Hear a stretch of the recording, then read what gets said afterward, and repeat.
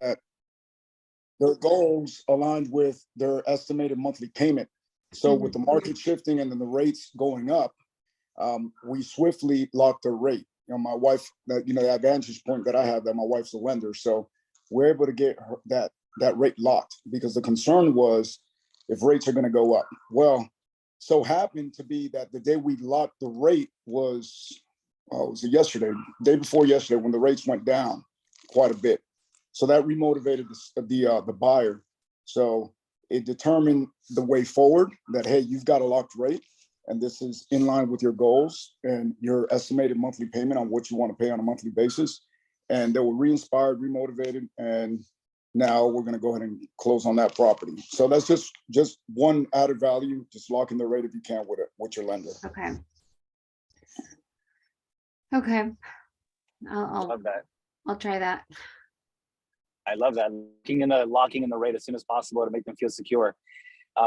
Thanks for the input, William. Appreciate that, brother. And if anyone else wants to jump on the conversation, Monica, my input is this: when it comes setting all the expectations up front, it sounds like you did all of that. You ran all the numbers. They agreed to everything in advance. They even agreed to the strategy. And there's a big difference between having and having a condition. A condition, there's a difference between both of those. And it sounds like right now your client has an objection, not a condition. So when you have a condition of sale, you can't sell the property unless this takes place.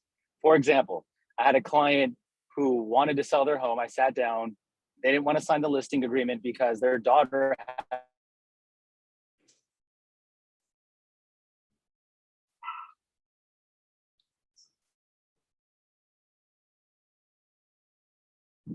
had to school, no matter what I told them.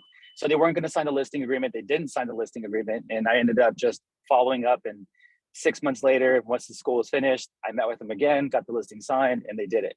That's a condition. An objection is, I'm scared, I'm fearful, or this might happen. You can change an objection. You can never change a condition. Right now, your client sounds like they have an objection, which they're just fearful of something.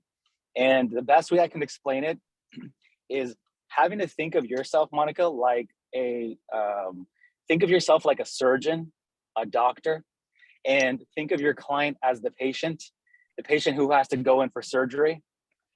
And you perform the MRI, you did the CAT scan, you know that your patient has cancer, you know that they have to get the surgery to fix their knee or whatever the urgent matter is. And they're scared. Well, what if this happens? What if that happens? And now I don't want to move forward with it. Well, as a doctor and as a professional, they're unattached from the outcome. So regardless if the patient does it or not, they don't care. However, deep in their heart, they believe it's the right thing for the patient to do. So the surgeon has a very difficult conversation with the patient, letting them know, hey, look, I get it. If I were in your position, I'd be that way too. But look at the probability, look at the numbers, look at the data. And they have a very stern face-to-face conversation with the patient, gives them the data, gives them the space, allows them to consume the information, and then puts them at ease.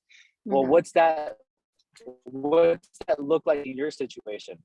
Well, they need something on it. Why are they feeling fearful? Because they're afraid. What if the person doesn't pay? Then secure it. Okay, I'm going through a really bad part of LA. I'm going to test. I'm going to keep on saying test. Let me know if it gets better. No, you're fine now. Testing. Okay, if it cuts out, let me know. But right now, if the problem with your client is only the fact that I'm afraid that someone's not going to pay the rent in the back and I'm stuck with that bill, then it's just a matter of educating the client at that point and saying, look, this is how we resolve the issue, and this is how we resolved in the past. Same thing as a doctor. When you're unattached from the outcome, you don't care if they do it or not, but you believe in their heart this is the best case for them in their financial situation. So give them the information, show them the contract, show them the lease agreement, show them the rental comparables in the neighborhood. Look, for this type of property, these homes are renting this much. And why don't we do this? What I would do is I'd find solutions to the problem. The problem you're facing is you're going to have a 30-day escrow, 40-day escrow. So now you're going to have the contingency period, the close of escrow coming up. What I would do is I would extend the close of escrow, give yourself more time. I would then put the property on and begin looking for someone to rent the property, or just show them rental comparables of homes that have sold recently, and Yeah. put that nervousness at ease. And this way they feel good about it and they have data that supports it. That's the only thing you can do to overcome that objection right now, is to show them the data and be unattached from it. Mhm. Moving forward, you did the right thing. You set the expectations, you did all of it. And if at the very end this doesn't work, then you have to sit down with the client again, have a very serious face-to-face conversation with them and say, okay, look, we can't continue to go into escrow, putting the sellers in a situation where they're excited because we're afraid. Understand, look, I get it. You renting a property and finding a tenant, it's a big jump. When we first rented our first property, I felt the same way. When I help other clients secure tenants for the property, it's a very scary thing because it's brand new. But understand, this is why we do credit checks, job verifications. This is why we have them fill applications out. This is why we secure a 3-month security deposit. You guys aren't the first people that are going to be going through the rental. And listen, my name's on this. I'm going to make sure that you guys are being taken care of at a high level and making sure that nothing goes wrong. I'm going to help you secure a tenant, one who's going to pay you 2 months up front for a security deposit, plus a first month's rent up front. Now you have 3 months secured for yourself. You're fully protected, and they're going to have great credit, and we're going to make sure they have strong income. These are the things that we're going to do together to make sure that's taken care of. Does that sound good? Yeah, that sounds really good. Okay, we've done this before. We're going to help you do the same exact thing. And you just show them the data and walk them through that. If it doesn't end up happening after you have that conversation, then I think you and I should have another conversation about how to reset expectations with them so that they don't go in there. Because the last thing you want is, one, to burn bridges with the listing agent. And then 2, it's not fair to the sellers either, because the buyers had a change of heart. They qualify, the numbers are there, the data makes sense. You're going to help them do all of it. It's not fair to the sellers if they just want to, go off of emotion. So that's how I would overcome that. Okay. Thank you. Got it. Does anyone else have anything they want to add to Monica? Cool. What other questions or scenarios are you guys facing out there that you need help with, would like some guidance on? Well, you have all of us. And just so you guys know, William's the top luxury agent out in the Temecula Valley. Monica Singer is a huge agent that does big numbers with a lot of these celebrity high-end clients. William, sorry, Gabe, since you mentioned that, William, I have a listing that just went up. I'm having an open house. It's in Wildemar next to Temecula on Saturday. If you have a client, it is a beautiful house. Is it okay to let everyone know? Okay, it is so nice. It's over 5,000 square feet. It has a casita.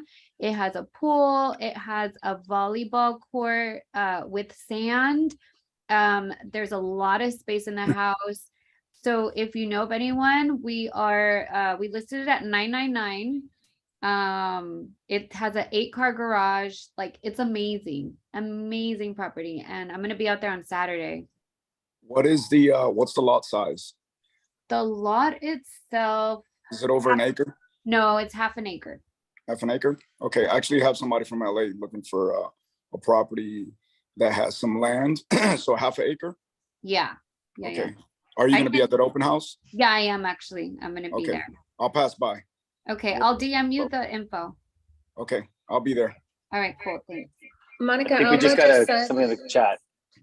in the chat box if you could send the address. Okay, I'll text it. Cool. I had, so while we're on the sales we have 10 more minutes. I want to respect everyone's time. If you guys have an issue or are facing an issue or have said something in the past you need clarity on, right now, time to bring any issues, buyers, sellers, prospecting, anything related to sales that you guys need help with, so that we can fix it together.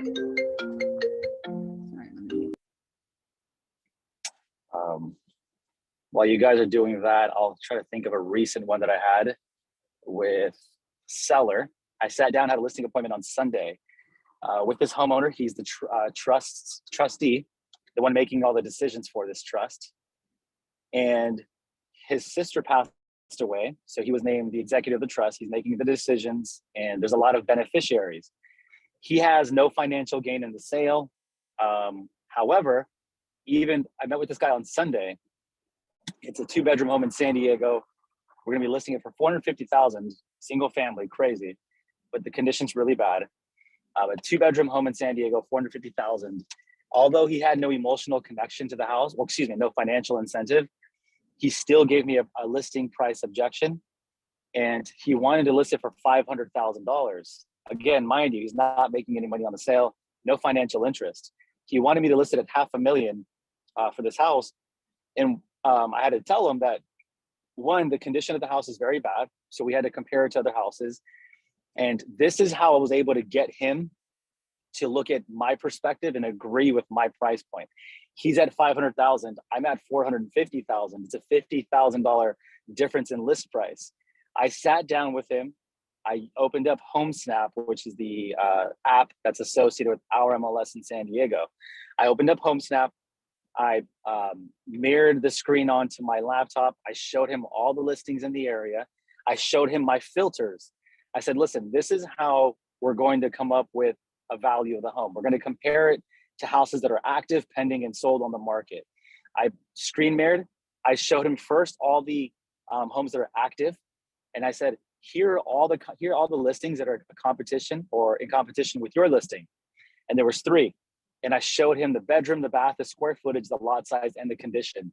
And I showed him. And then I also showed him the average days on market. Look how many days on market this area has, which is like 35 or 40 days. All 3 of those houses were above the 45-day marker. I said, they're similar in bedroom, bath, square footage, lot size, and they're better in condition. They're listed around the price you want me to list at, and they're above average days on market. So your competitors are going to be looking at that as well. So number 1, that just tells me these homes are overlisted already. We looked at pending and escrow. All the properties that were pending in escrow, I showed him the days on market, bedroom, bath, square footage, and now I brought him more into realization. Then I pulled up the last 4 to 6 weeks of sales. There weren't that many, there was 2, and I showed him what they sold for. And this is what I told him that got him to agree to a $50,000 price difference. I told him this. I said, I get that you want to make the most amount of money. It's an honor and respect of your sister. I totally get it. You see the data right here that supports my reasoning. Here's the last thing I want to share with you. And this is how I overcame the objection of $50,000. And I got it signed at 5.5%. And they paid a $2,000 TC fee, which I'll teach you guys how to do later on. All of our clients pay $2,000 on a TC fee that help with overhead costs. This is how I overcame the objection. I told him, Jose, shoot, 1 second. Just got a phone call that came in. Hold on. Can you guys hear me? Yeah, perfect. This is exactly what I said. And I want you guys to use this in the future when you have a listing commission objection. Hey, Jose, look, here's the last thing I'm going to tell you. I want you to look at this property as if you were the one that were buying it. Let's say that you're my client and you're buying this home. The first thing that I'm going to do, Jose, as your buyer's agent, is I'm going to pull up all the sales comparables in the area. And I'm going to show you the 3 houses that are for sale, the 2 that are pending in escrow, and the 1 or 2 that have sold recently. Because you're going to ask me, Gabe, how are you coming up with the purchase price that you're coming up with? How do you know that we're not overpaying for the home? Because Jose, you and I both know, just because the seller lists at that price, it doesn't mean the home is worth that much. So what do I do as your responsible buyer's agent? I pull all the sales comparables in the area, and then I show you, my client, the data. And Jose, if you saw 3 other homes that were similar in bedroom, bath, square footage, and lot size, but in significantly better condition than yours, but they were listed at 500,000 the way they are, and you saw this house, less desirable, needs almost $50,000 in cosmetic work, listed at $500,000 as well. And me as your buyer's agent, I'm pushing you to buy that house, the one that needs a lot of work, that's listed the same amount as the one that's fully remodeled. You would look at me, if I was pushing you to buy this home, you would be looking at me questioning my interest. Whose interest do I really have? Am I upholding my fiduciary responsibility? And you would look at me as if I had my commission in my best interest. That's what other buyers agents are going to do. There's no way that I can convince you, Jose, to buy this home at $500,000 when it requires $50,000 more worth of work. And you would look at me like I wasn't doing my job. So as a good buyer's agent, I'm going to show you the comparables and say, look, Jose, these other homes right here, they don't have what this one has. So I know they're listed at 500,000, but let's offer them 420, 430 instead. And if I recommended that to you after showing you the condition and the comparables, you would look at me like, that's my agent. He has my back. So if you as a buyer wouldn't pay that price, why are we going to list it at that price? We're going to sit on the market longer. You're going to end up paying closing costs. You're going to have to reduce your price. It's the wrong strategy. And other buyer's agents who are good are going to tell their client the same thing. And when I spun it on him, when I took him out of that emotional state and I spun it on him, and he was able to put himself in the buyer's position, and I framed it in that way, he looked at me and said, that makes sense. Let's do 450,000. And I was able to get the listing $50,000 less because of that perspective.